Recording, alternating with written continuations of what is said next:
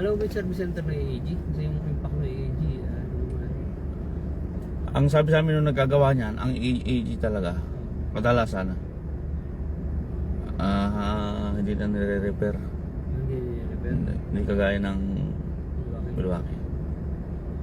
Yung i-Arden nga, isang baril, hindi ko maaari, tinapon niya sa basurahan eh. Ay, mura lang kasi AEG. Kahit bumili ka kahit sa marketplace o kahit sa cash converter, mura lang AEG, pinakamura, halos mura. Pero pag bago, hindi na. Sa bago, siyempre, oo.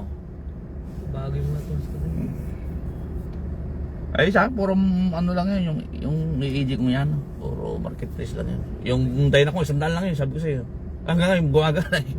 100 lang yun. Oh. Tapos yung Milwaukee ko, bigay naman ni Yasis, binigay niya lang sa akin yung isang araw, nakarang linggo. Sabi, sa'yo lang, hindi ko nagnagamit. Aba, di kukunin ko, siguro ko siyempre. Bago kasi sa akin na yun, ilang buwan pa lang eh, nasira na pagsak nila. Ay, hindi, kung sino kasi nakagana gagawa. Kasi pananagot, may kasi ligaw ng hiram. Wala na, ibig mo. Ay, hindi po pwedeng ganun, siyempre. Siyempre, hiniram nila eh. Normal niya. Bukas yun, siyempre, hindi mo naman lagi sagot. Ayan lang. Pwede tulong mo na konti sa lamin na. Yun, ayos.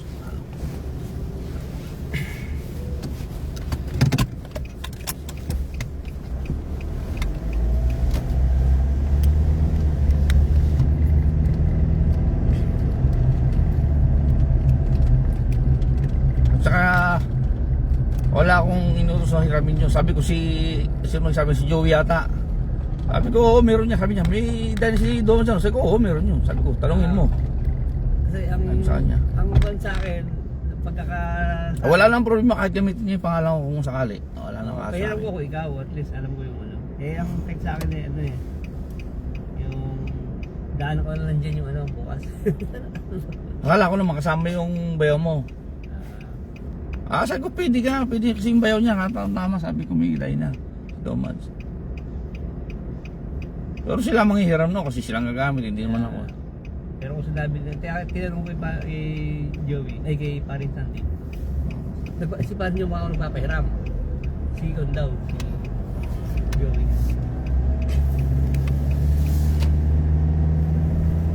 Meron akong mapapasokin, meron akong hindi papapasokin sa Sabado. Kasi hindi na po pwedeng marami.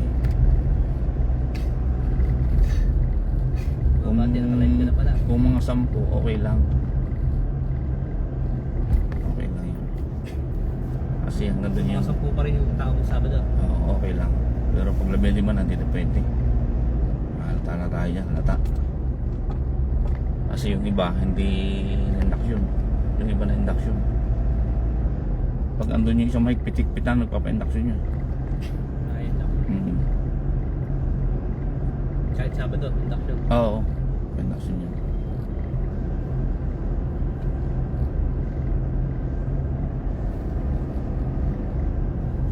Sila Joey, na-induction na yun eh.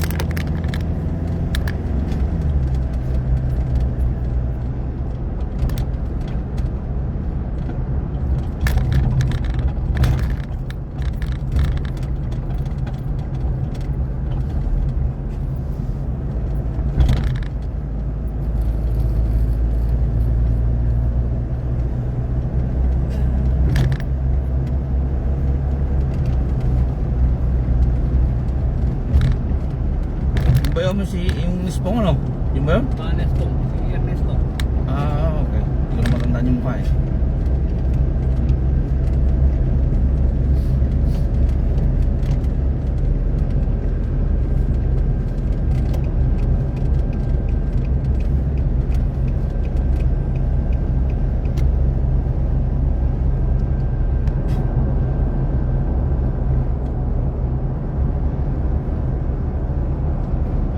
Mamaya ako nung balita sa SMS.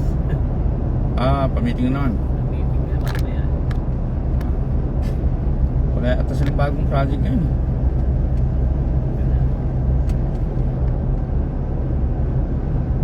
Linggo-linggo meron silang force lift yata eh. Oo, linggo-linggo yun. Salit-salit. Salita. Kaya ang problema, kawawa naman kapag nirendahan na nila tapos wala na palang makukuha. Wala, ano?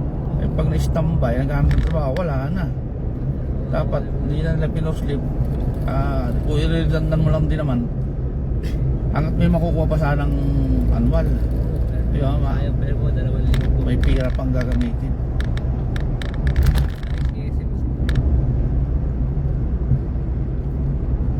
Hindi ginawa sa akin. Sabi nila kaming Kawawa naman.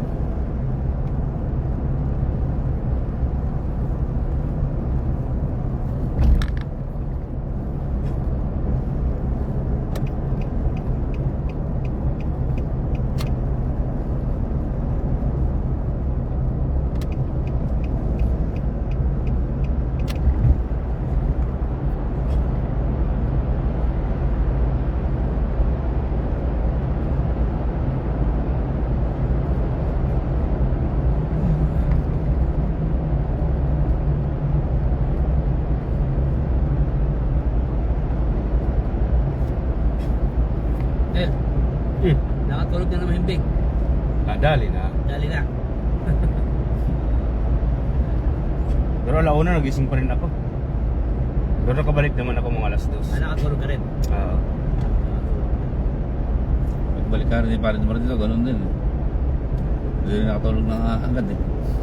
Tapos doon sa Pinas din, ganun daw, alas 3 pa lang, gising na siya.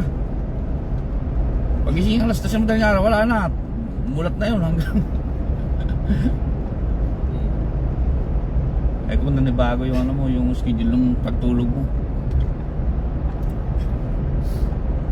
Kailangan talaga may trabaho. Ako hindi kasi nga pagdating namin wala na akong tulog lagi eh. Sa Pinas? Oo, kasi nga patay tatay ko eh. Oo. Lalamay eh. Lalamay. Dating, wala nang tulog. Makakuha ka lang, itip-tip lang, ano? Itip-tip, nag-iisip. Oo.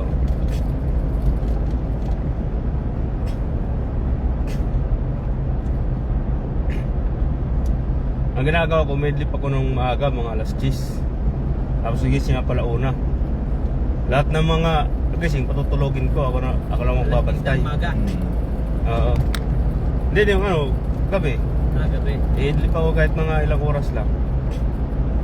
Tapos pag gising ko, yung mga gising, patutulogin ko. Salitan kayo, no? Oo.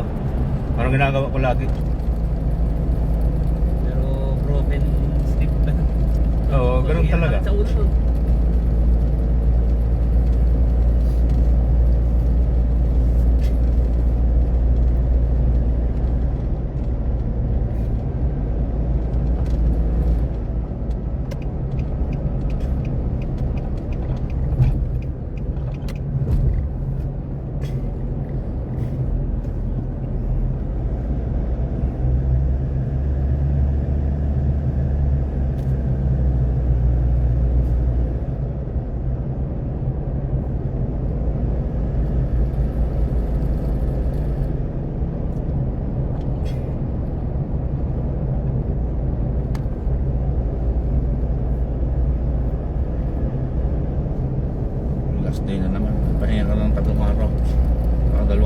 balik. Dalawang araw lang. Kaya ka ng Friday, Sabado. Kaya ka ng Linggo ulit. Saan ba dadali sa ano? Sabado? Ha? Saan tayo dadali sa Sabado? Sa Kevin. Kasi hindi. Nasa Sibin, dapat yung patapos na yan eh. Lahat ng mga ano dati, pinapadali niya yun. Nadili siya doon. Nakikita ko yung trabaho doon. Di ba mayroon siyang mga Pilipino din? Wala. Hindi niya na siguro kinuha. Can't afford, sabi niya eh.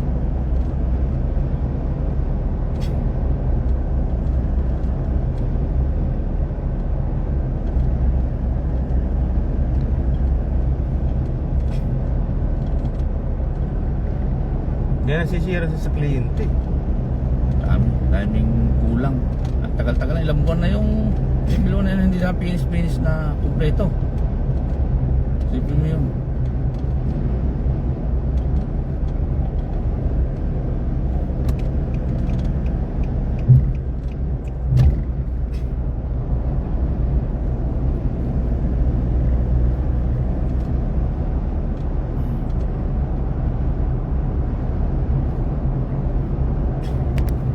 Pilit niya siyang doon tayo, sabi ko busy na kami ngayon, sabi ko nakakuha kami ng sarili namin trabaho, sabi ko sa kanya.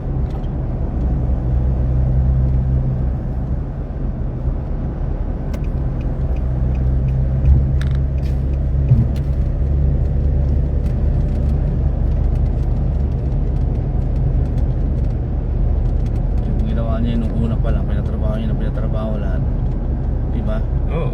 Titipid siya pero lalong mas laki yung nakawala sa kanya. Mas lalong lumaki kasi mahirap na gawin eh. Matagal na eh. Dati na ang luluwag, ayaw niya ipadali.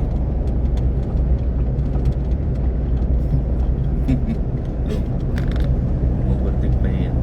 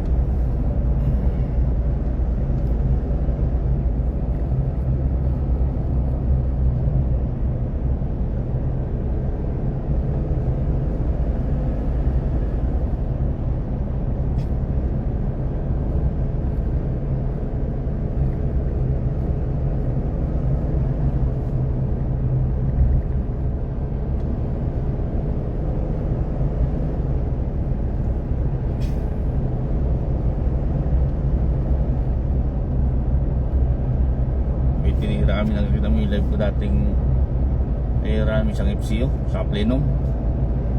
Doon sa may sa may Chelsea ayun, doon lang ako nakapasok nun, pabrika ng asukal pala yun. yung tinawag dati ni Salva sa Jano? Hindi salba yun. Iba din. Nakita ko yun eh. Pabrika pala ng asukal yun, di ko alam. Ay, sa may North Shore. Kay Bin? Hindi, ibang traktor.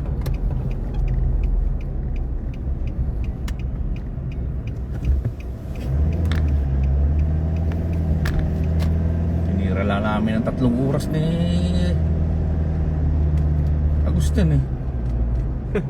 Bilib na bilib yung PG eh. PG yun eh. Bilib na bilib siya eh. Yung sabi yung dalawa silang PG. Sabi niya, bilis yung trabaho. Eh kung normal sa amin yan. Bilis yan ng pagkain eh. Pagkatapos kumain, di uwi na kami. Uwi na kami alas 9 ng gabi. Kasi tinira namin pagkatapos sa amin dito sa Middlemore eh. Diretso kayo doon? Diretso kami doon. Eh traffic. Narating yata kami dito alas 5 na eh. Nagit eh. Traffic. Kahit bilis yung pagkain. Tapos uwi na namin, sabi niya. Ayun na John, susunod sa akin. Putay pala. Huwag ka painom pa ng corona. Painom ng corona. Tuwan-tuwa, nagpainom pa. Oo, ay. Mahina na diskarte pagdating sa ano. Hindi niya alam kung paano maganda diskarte. Hindi alam. Kasi ano lang siya, heat pump. Oo. Doon lang sila expert. Pagdating sa mga ducting na pagkakabit, kung ano maganda. Hindi niya ano. Kaya ako ginawa ko, sabi ko, ano siya, may yung ceiling niya may kahoy pero jib pa rin. Kinatok-katok ko lang eh. Katok-katok ko, nilitagan ko 2 mahabang yung strat. Screw lang yun. Putan, screw ko lang direct, ganyan kahabang screw. Ano yung matibay, sa puta na babagsak yung ceiling mo pagka bumigay yan. Yung ceiling na mismo babagsak dyan. Saglit lang, sampar, malagyan namin ng support. Pag sampa nung unit, sampa rin nung ano, alas, yari. Tuwa siya eh. Tubong lugaw siya eh.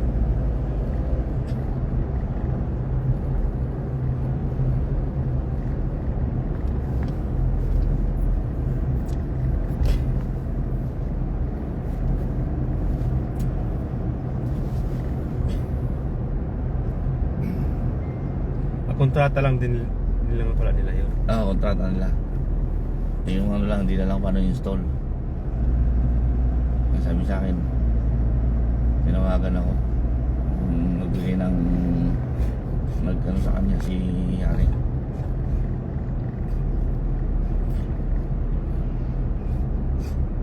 Ay sabi ko, simple lang ito, sabi ko. Hindi mahirap na trabaho ko. Yung baba lang eh. Mahirap gawin pag mataas. Mataas na yung baba lang. Tapos yung kasama niya, hindi rin marunong. Kasi electrician. Kaya pala pa niya ang tawag sa akin, ay hindi kami makakapunta ngayon. Kasi ang usapan natin Sabado. Eh sabi, nagpakompromiso lang ako eh. Sabi ko, wala akong magagawa dyan, hindi ako makakapunta dyan. Eh sa kanya, anong hapon, tawag na naman. Sabi, ano oras ka ba matatapos dyan? Sabi ko, 3:30. Pwede ba dito? Diretso ka na dito? Sige ka, walang problema. Nako, pagpunta ko doon, nakatanga lang yung 2 nga. Hindi mo lang, yung unit tsaka yung hindi mo lang nila pinasok. Nasa labas lang? Oo. Akala nila, hindi nila kaya. Puta, nang binuhat na yun, 2 lang kami nagbuhat, kaya eh.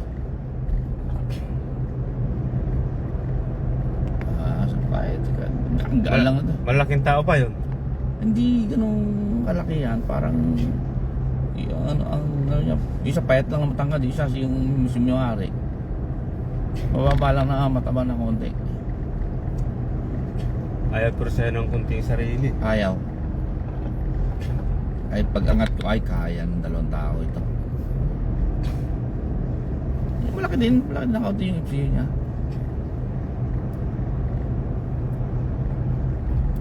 Bukatin ko ng patalikod eh.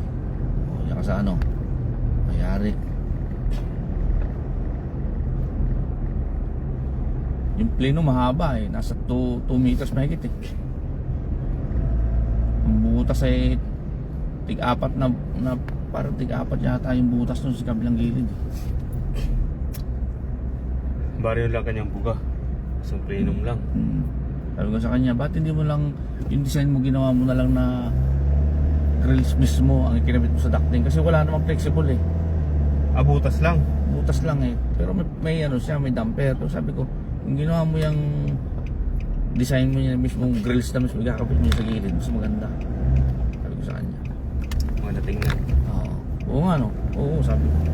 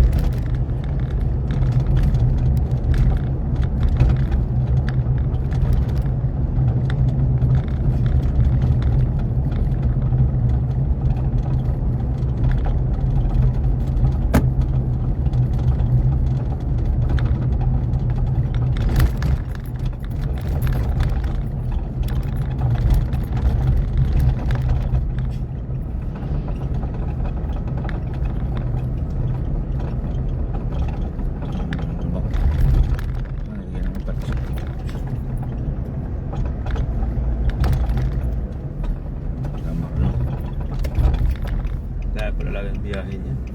Milton. Araw-araw Hamilton ah. Bug. Bakit service naman ang ano nga? Service naman ang... Dito tayo. Kaya ispatan kita.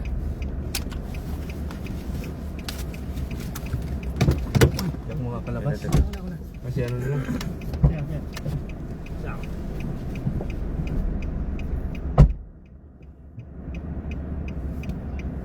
Abante mo pero masyadong gipit.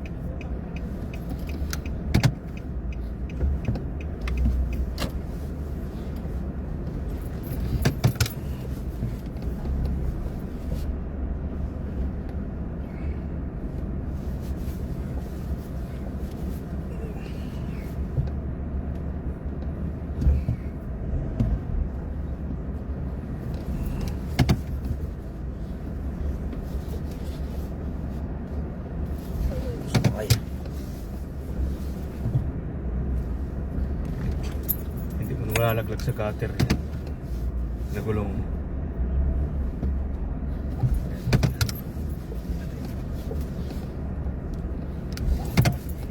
Sobra.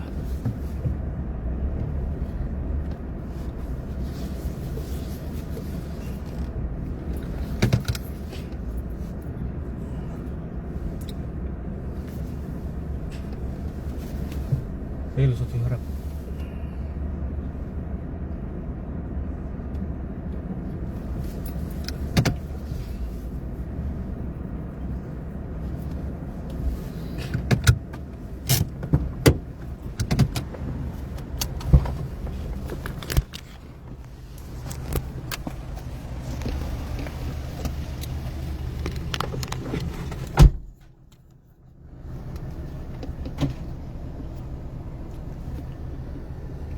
Shout out kay Josie Escobal, Bossing Risbel, thank you.